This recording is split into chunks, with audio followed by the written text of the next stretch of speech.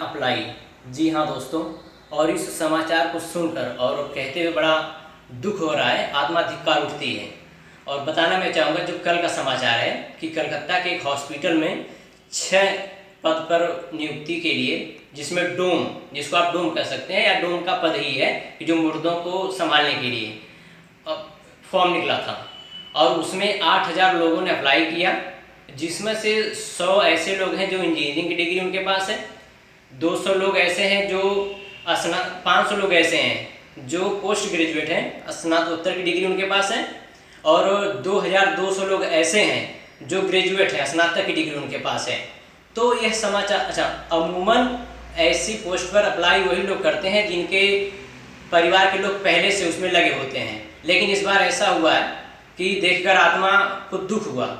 और मैं जिंदा मुर्दे इसलिए कह रहा हूँ क्योंकि यह जो जिंदा मुर्दे हैं, ये जो पढ़े लिखे हैं, जिनके पास पोस्ट ग्रेजुएट की डिग्री है, ग्रेजुएशन की डिग्री है, पीएचडी होल्डर है, इंजीनियरिंग की डिग्री है और तमाम डिग्रियां हैं, ये क्या करते हैं, ये जिंदा मुर्दे हैं, ये अपने हक अधिकार के लिए लड़ नहीं सकते हैं। यह डंडे लाठी खा सकते हैं पुलिस की, पानी की बौछार झेल सकते हैं, लखनऊ में, दिल्ली में और देश की राजधानियों में धरना प्रदर्शन कर सकते हैं। इनके दिमाग में एक चीज बैठ गई है कि सरकार को चुनने का तुमको अधिकार है, लेकिन इनके दिमाग में बात आज तक नहीं बैठी है कि सरकार बनने का भी तुमको अधिकार है। तुम सरकार चुन सकते हो और 50 साल से चुनते हुए आ रहे हो, और उसका हश्र तुम देख भी रहे हो और झेल भी रहे हो कि हो क्या रहा है। अगर तुम अनपढ़ को, अपराधी को चुनोगे, वो तुम्हारे ऊपर शासन करेगा तो अपनी सहूलियत के हिसाब से करेगा।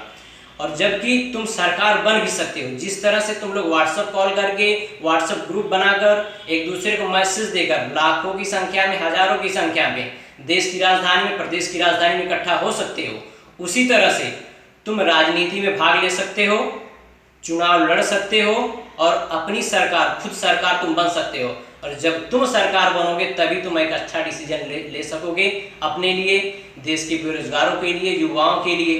तो इसलिए मेरा अनुरोध है कि मुझे जिंदा मुर्दे हुए कहते हुए दुख तो हो रहा है, लेकिन कहना पड़ रहा है। और आप लोगों से मेरा अनुरोध है कि आप या तो आपकी अपनी पार्टी पीपल्स में आ जाइए जो आपके साथ खड़ी है, या तो अपनी पार्टी बना लीजिए, अपनी पार्टी बना लीजिए, सरकार में आइए। सरकार सिर्फ बार बार सरकार चुनने का ही नहीं, संविधान